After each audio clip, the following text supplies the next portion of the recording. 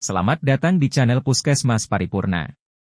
Kali ini kita akan membahas tentang perbandingan kasus artritis dan asam urat. Panduan praktik klinis. Puskesmas. Artritis, osteoartritis. 1. Pengertian, definisi. Penyakit sendi degeneratif yang berkaitan dengan kerusakan kartilago sendi. Pasien sering datang berobat pada saat sudah ada deformitas sendi yang bersifat permanen. Anamnesis. Keluhan. 1. Nyeri sendi. 2. Hambatan gerakan sendi. 3. Kaku pagi. 4. Krepitasi. 5. Pembesaran sendi. 6. Perubahan gaya berjalan. Faktor risiko.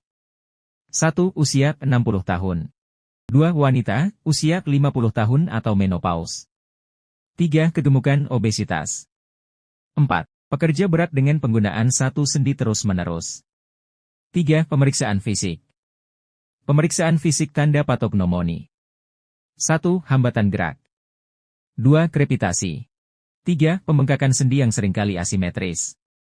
4. Tanda-tanda peradangan sendi. 5. Deformitas sendi yang permanen. 6. Perubahan gaya berjalan. 4. Kriteria diagnosis. Diagnosis ditegakkan berdasarkan gambaran klinis. 5. Diagnosis kerja. Osteoartritis. 6. Diagnosis banding. Artritis gout, rheumatoid arthritis. 7. Pemeriksaan penunjang. Pemeriksaan penunjang radiografi. 8. Penata laksanaan. 1. Pengelolaan OA berdasarkan atas distribusinya, sendi mana yang terkena, dan berat ringannya terkena. 2. Pengobatan bertujuan untuk mencegah progresivitas dan meringankan gejala yang dikeluhkan. 3. Modifikasi gaya hidup, dengan cara A. Menurunkan berat badan. B. Melatih pasien untuk tetap menggunakan sendinya dan melindungi sendi yang sakit. 4. Pengobatan non-medikamentosa, rehabilitasi medik, fisioterapi. 5. Pengobatan medikamentosa. A. Analgesik topikal. B. SAID, oral. Non-selektive, COX-1, diklofenak, ibuprofen, tiroxicam, mefenamat, metampiron. Selektive, COX-2, meloxicam. 9. Edukasi. 1. Menurunkan berat badan. 2. Melatih pasien untuk tetap menggunakan sendinya dan melindungi sendi yang sakit. 10. Kriteria rujukan. 1. Bila ada komplikasi, termasuk komplikasi terapi COX-1. 2. Bila ada komorbiditas. 3. Bila nyeri tidak dapat diatasi dengan obat-obatan. 4. Bila curiga terdapat efusi sendi. 11. Prognosis. Prognosis umumnya tidak mengancam jiwa, namun fungsi sering terganggu dan sering mengalami kekambuhan. 12. Referensi. Keputusan Menteri Kesehatan Republik Indonesia NAK 0202 Menkes 514/2015 tentang panduan praktik klinis bagi dokter di fasilitas pelayanan kesehatan tingkat pertama, hiperurisemia gout arthritis. 1. Pengertian, definisi. Kondisi kadar asam urat dalam darah lebih dari 7,0 mg/dl pada pria dan pada wanita 6 mg/dl. Hiperurisemia dapat terjadi akibat meningkatnya produksi ataupun menurunnya pembuangan asam urat, atau kombinasi dari kedua. Gout adalah radang sendi yang diakibatkan deposisi kristal monosodium urat pada jaringan sekitar sendi. 2. Anamnesis. Keluhan. 1. Bengkak pada sendi. 2. Nyeri sendi yang mendadak, biasanya timbul pada malam hari.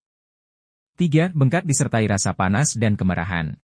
4. Demam, menggigil, dan nyeri badan. Apabila serangan pertama, 90% kejadian hanya pada satu sendi dan keluhan dapat menghilang dalam 10 hari walau tanpa pengobatan. Faktor risiko. 1. Usia dan jenis kelamin. 2. Obesitas. Alkohol. 4. Hipertensi. 5. Gangguan fungsi ginjal. 6. Penyakit-penyakit metabolik. 7. Pola diet.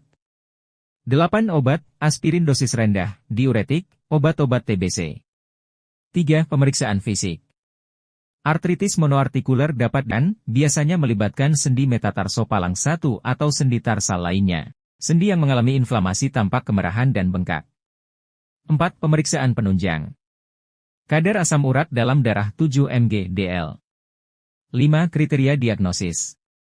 Diagnosis ditegakkan berdasarkan anamnesis, pemeriksaan fisik dan untuk diagnosis definitif gout arthritis adalah ditemukannya kristal urat, MSU, di cairan sendi atau tofus. Gambaran klinis hiperurisemia dapat berupa 1. Hiperurisemia asimptomatis. 2. Keadaan hiperurisemia tanpa manifestasi klinis berarti.